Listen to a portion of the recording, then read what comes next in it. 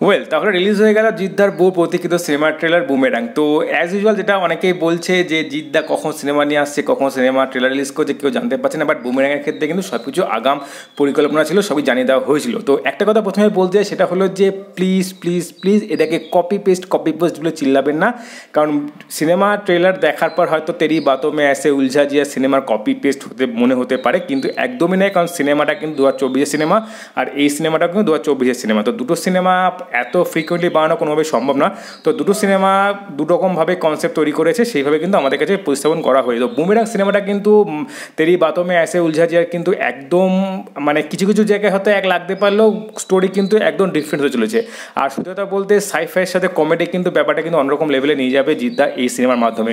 তবে একটা কথা বলতেই হবে যে সিনেমার মধ্যে যেটা সব থেকে বেশি আমার ভালো লাগে সেটা হলো শুরুতে সাইফাই যে ব্যাপারটা এবং তারপরে যে হাস্যকর কমেডি রয়েছে, সেটা কিন্তু মানে সিনেমার ট্রেলার দেখলে আন্দাজ করাই যাচ্ছে। আর সব থেকে বড় কথা, জিদ্দা কিন্তু মানে অ্যাকশন হিসাবে যেরকম ভালো, সেরকম কিন্তু কমেডিও টুকটাক ভালোই করতে পারে, এটা মানতেই হবে। আর পাশাপাশি সাপোর্ট দেওয়ার জন্য যে তিনজন রয়েছে, সেই তিনজন কিন্তু কাফি এই সিনেমাকে মানে দম ফাটানো মানে হাসানোর মতো করার জন্য। এক রয়েছে খরাজ মুখোপাধ্যায়, দ্বিতীয় রয়েছে রয়তব দত্ত এবং তৃতীয় সৌরভদা কিন্তু অ্যাজ এ কমেডিয়ান কিন্তু বেশ ভালো কমেডি করে, এটা কিন্তু মানতেই হবে। সিরিয়াসনেস যেরকম তার মধ্যে রয়েছে, বাট কমেডিটা কিন্তু তার মধ্যে একটা অন্যরকম লেভেলে ফুটে ওঠে। সেটা কিন্তু প্রথমেই বোঝা গেল যে অন্য জায়গায় ব্যথা হচ্ছে মা, তুমি বুঝবে না। তো যাক, কিছু কিছু ক্ষেত্রে কিন্তু কিছু কিছু শর্ট যেগুলো দেখা গেল কমেডি, সেগুলো কিন্তু অসম্ভব সুন্দর লাগে। আর পাশাপাশি কিন্তু একটা কথা বলতে হবে, রুক্মিণী মৈত্র তার কিন্তু ডবল রোলে অভিনয় যেরকম মনে হয়েছে সেটা কিন্তু পারফেক্টলি লাগছে। আর অ্যাজ এ রোবোটিক থেকে শুরু করে একদম ন্যাচারাল যে অ্যাক্ট্রেস হিসাবে, যেটা নায়িকা হিসাবে দেখা গেল ডবল রোল, তো সেটা কিন্তু অসম্ভব সুন্দর লাগছে। আর পাশাপাশি একটা কথা বলছে, এই সিনেমা যেটা বোঝা গেল যে বাইক নিয়ে এত হাইপ যেটা ছিল, সেটা কিন্তু একটা অ্যাকচুয়াল কাজ রয়েছে এই সিনেমায়, মাঝখানে সিনেমা রয়েছে এবং ক্লাইম্যাক্সও রয়েছে, সেটা কিন্তু বোঝা গেল সিনেমা ট্রেলার দেখে।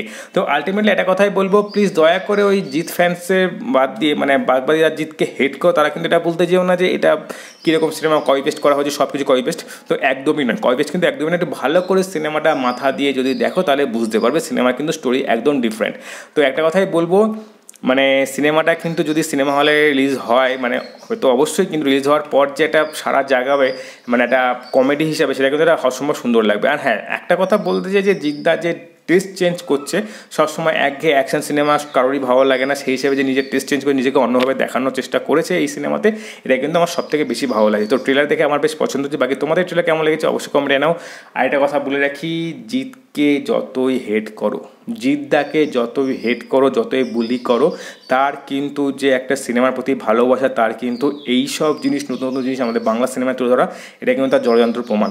তো দয়া করে একটা কথা বলে রাখি, সাপোর্ট যখন করবেন না, গন্ধ ছড়াবেন না ফেসবুকের মাধ্যমে, ইউটিউবের মাধ্যমে। গন্ধ ছড়াতে বড্ড খারাপ লাগে, যে চেষ্টা করছে যখন সেটাকে ভালোভাবে সিনেমা দেখুন, যদি পছন্দ হয় তখন বলেন যে পছন্দ হয়নি। কারণ পছন্দ সবার যে হতেই হবে, জোর করে করাতেই হবে তার কোনো ব্যাপার নেই। এবার ট্রেলার দেখে যে গন্ধ ছড়াতে শুরু করবেন যে জিদ্দা কপি করেছে, জিদ্দার কোনো ইয়ে নেই, জিদ্দা এই করে, জিদ্দাকে মানাচ্ছে না, জিদ্দা ওই, জিদ্দা সেই, তো সেইগুলো দয়া করে ট্রেলার দেখেই মানে জাজ করতে যাবেন না। দয়া করে আমি একটা কথাই বলবো যে সিনেমা দেখুন, সিনেমা ভালো নাও লাগতে পারে, তখন আপনি বলুন যে আমার ভালো লাগে না, কী ভালো, সেগুলো তুলে ধরতে পারেন। কিন্তু সিনেমা রিলিজ হওয়ার আগে গন্ধ ছড়াবেন না।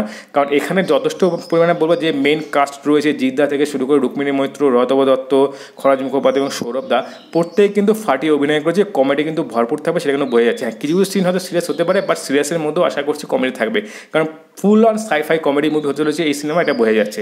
তো বাকি তোমাদের ট্রেলার কেমন লাগছে অবশ্যই কমেন্টে। তো বন্ধুরা, আজকে পর্যন্তই, দেখা হয় পরে ভিডিওতে। Tata, bye bye.